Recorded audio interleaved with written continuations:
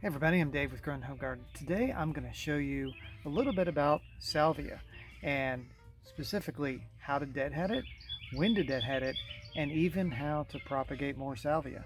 And this right over here is a Salvia nemorosa called Caradonna, and that's the one we're going to work with today. So salvia is a beautiful plant that can rebloom multiple times throughout the season. Usually you can get 3 or 4 blooms here in Tennessee out of these. But in order to do that, you've got to cut it back to a point where it can start sending out new buds. See, right there is a new bud that's coming out. And we're going to check this. You see how that's all spent? There's no more blooms on it. Not enough to speak of anyway. And we're going to come all the way down here to this point right there where we see that new bud appearing. And looks like I got a little passenger petal there. So we're going to just take some snips. We're going to go right here like that.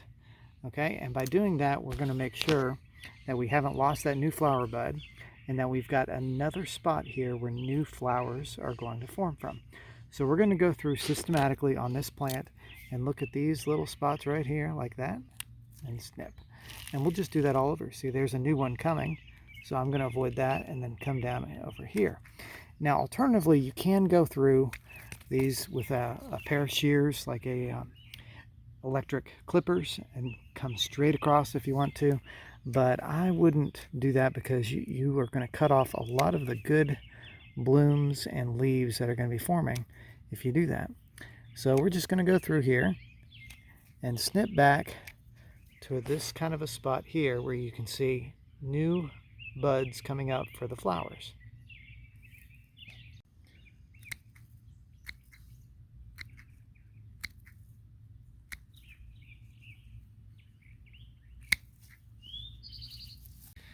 So the primary purpose for cutting off the flower heads of your flowers here is to encourage new ones to grow and produce more flowers for your pollinators to come by and enjoy.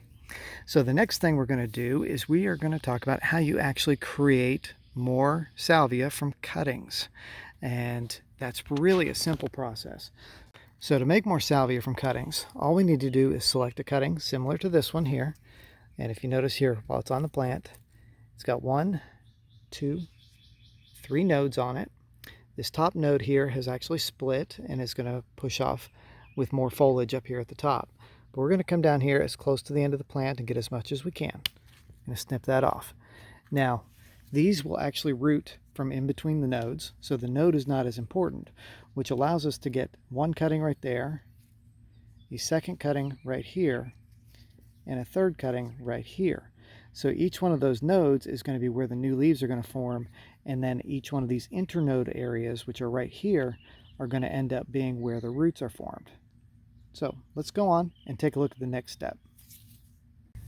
Okay, so the next step with salvia cuttings is first notice that I've gone into the shade. It was sunny out front where I had my plants at, and I wanted to get out of that heat to try to save these cuttings a little bit longer. But I'm going to do this fairly quickly because I've got this one right here. I've got my rooting hormone right there. It's just a general powdered rooting hormone. And I'm going to take my cuttings like this. One there and one there. So here I now have 3 different cuttings, just like that. Now on this one, it's got too much going on. So I'm going to take that piece completely off of there, and I'm just going to leave them like this. The next part is I'm going to dip each one into the rooting hormone. Try to get some nice amount of coverage there on the bottom. And I'm going to slide it into my pot here and make sure it's deep enough for each one to stick well. So we'll do that again for each cutting.